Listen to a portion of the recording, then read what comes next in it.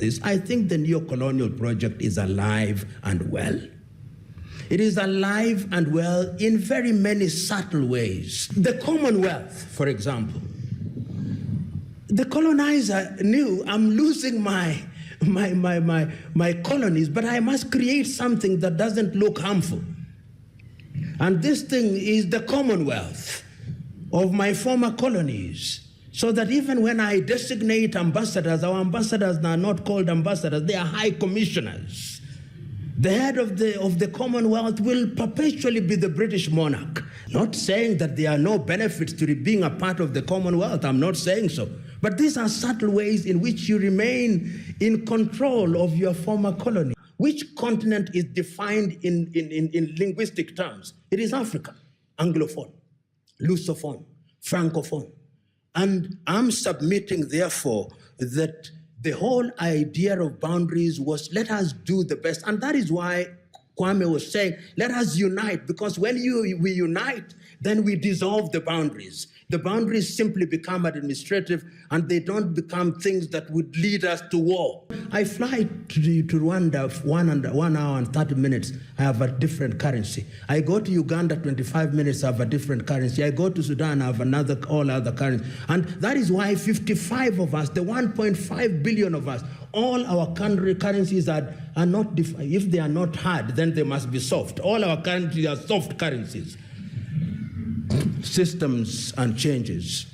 You talked about the changes that we have seen in the last few years. It is now in the public domain that the first coup d'etats that were mounted in Africa were at the behest of the erstwhile colonizers. We know Lude de Wet, he's not a Congolese, has written that Patrice Lumumba was murdered at the behest of the Belgians. We know that Kwame Kkrumah was overthrown at the behest of the Americans and the British. We know that Silvano Olympio was eliminated at the behest of the French. We know.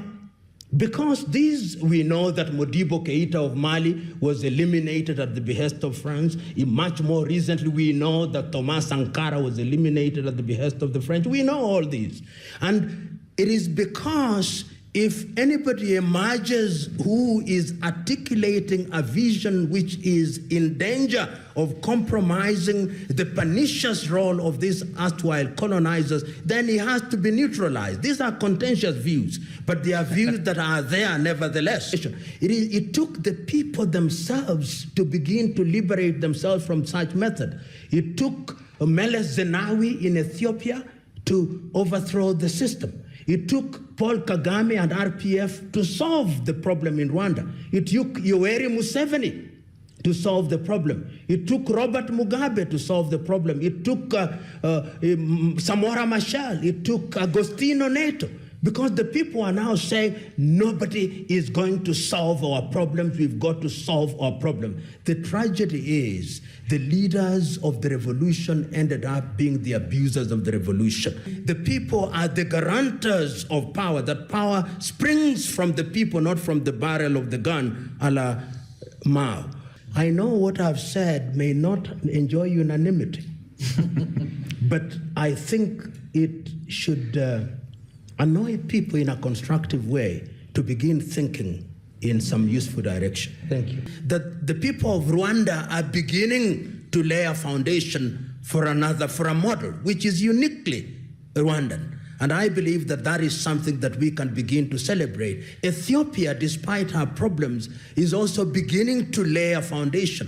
Tanzania, one can cite. So from Africa, one is beginning to see that models are coming out. They are going to go through their trials and tribulations, but is it not through those trials and tribulations that they grow stronger?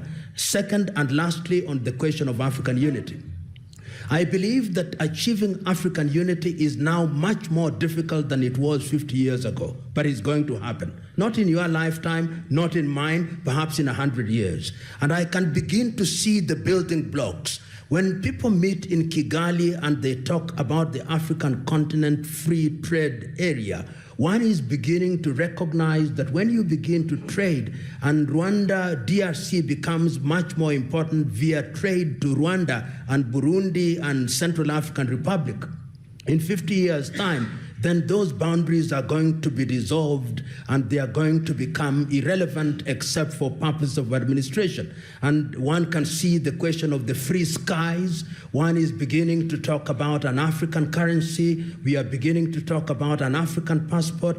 This is not for the faint-hearted. It's not for those who want instant coffee solutions. It is for those who look to the future and to the next generation rather than tomorrow. 100 years' time is my projection about African unity in the manner that we desired.